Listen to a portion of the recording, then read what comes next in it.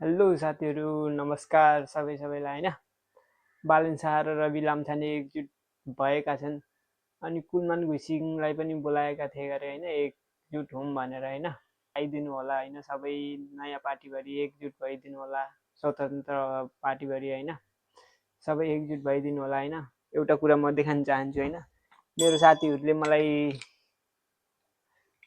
घन्टी चिनो दिएर गएको छ होइन, घर जाने बेला होइन, मलाई घन्टी रवि लामछाने भनेर होइन, घन्टीको चिनो चाहिँ छोडेर गएको छ केटाहरूले होइन, किनेर।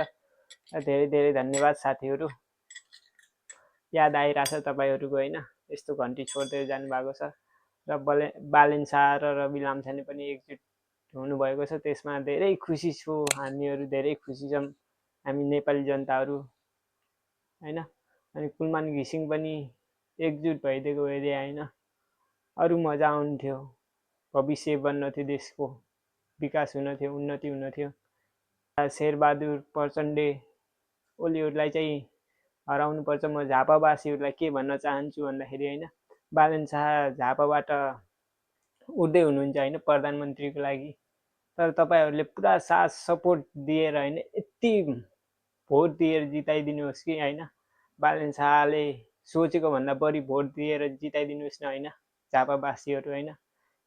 अब ओलीलाई भोट हाल्दाखेरि एक फेर अलि राम्रोसँग सोच्नु होला होइन।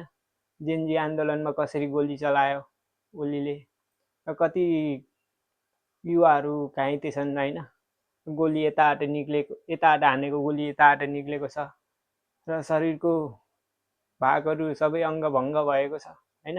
एक फेर राम्रोसँग सोचेर चाहिँ ओलीलाई, केपी ओलीलाई चाहिँ भोट दिनु होला होइन। फेरि केपी ओली आएपछि होइन, फेरि के हुने हो थाहा छैन होइन, तर देश बनाउने मौका यही बेला हो।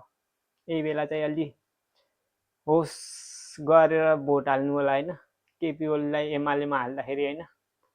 अब एमाले होइन, स्वतन्त्र पार्टी बालन शाह रवि लामछानेलाई दिने हो कि घन्टीमा दिने हो कि भोट योचोटि घन्टीमा।